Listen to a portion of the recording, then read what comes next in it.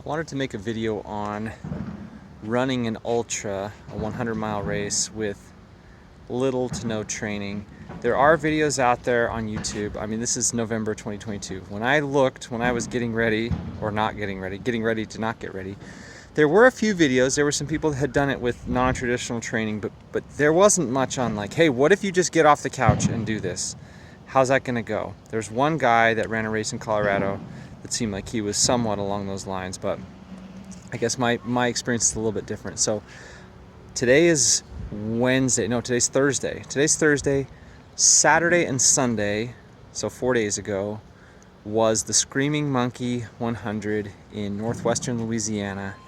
I completed it. It took me almost, the time cap was 33 hours. It was 32 hours, but you got an extra hour because of daylight savings time. So it was 33 hours and I finished it in 32:48. So I used almost every minute of the allotted time. And my training going into it was, as far as running, so miles run, I ran no more than 5 miles and no more than 10 times in the 6 months leading up to it. Now that wasn't ideal. Obviously it wasn't ideal, and that wasn't what I wanted to do. But I moved from Utah to Louisiana. I came to work on a property that I purchased.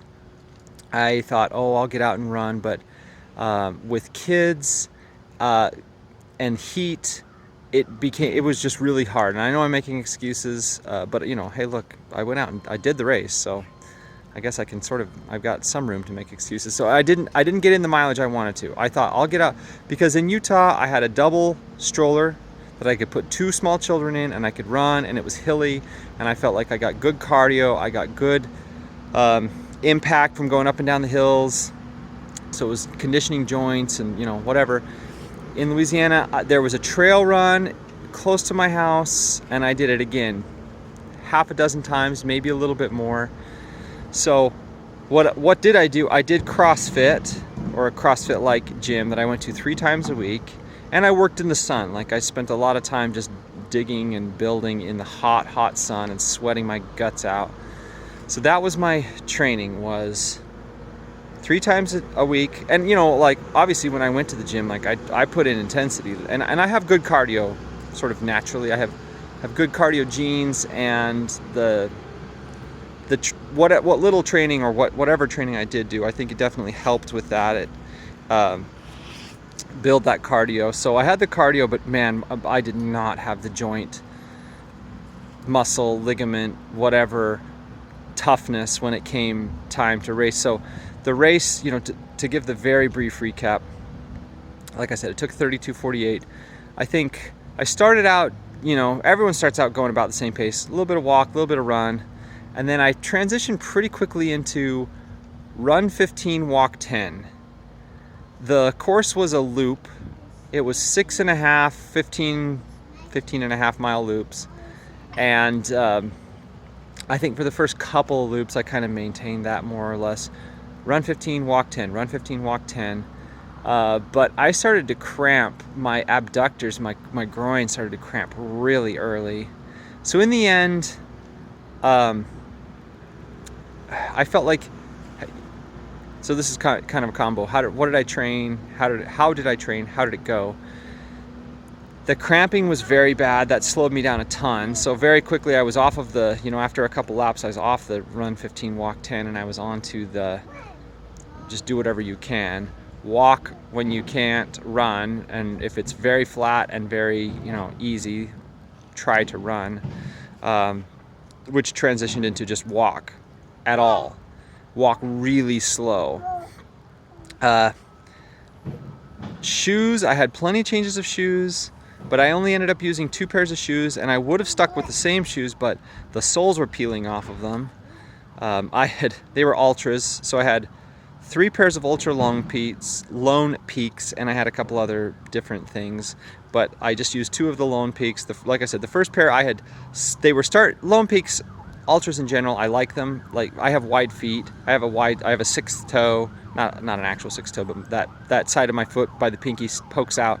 So I like the toe box, but they're not sturdy, is my experience. They fall apart really quickly. So I had these Ultras that I had, you know, hung out in, walked around in, whatever, lived in, and they were like the tip, the piece of the toe that curls, there's probably a name for that, but where the toe curls up from the sole onto the upper, that was kind of coming off, so I had siliconed them back on. I went to go get shoe goo the day or 2 days before the race, but they didn't have it at Walmart, so I used silicone. So I thought, oh, these shoes are fine, they're all siliconed up, but that silicone only lasted, 60 or so miles.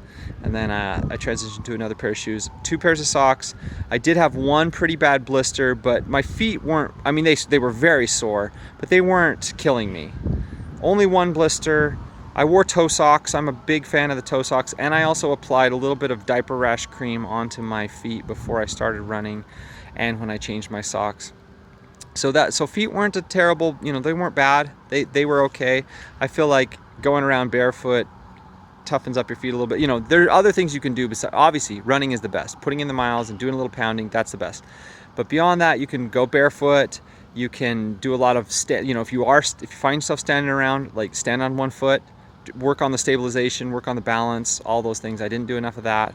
Like I said, my abductors got really bad, like cramped very, very bad. I had good guts. I mean, this is my 4th 100-mile race, and my guts were definitely the best. This was the best experience GI-wise of all the other experiences. I did no dairy. I don't know if that helped or not, because there were pizza at some of the aid stations, so I'm like, I'm not going to risk the cheese. I did candy and whatever they had. If they had soup, I ate the soup. Pickle.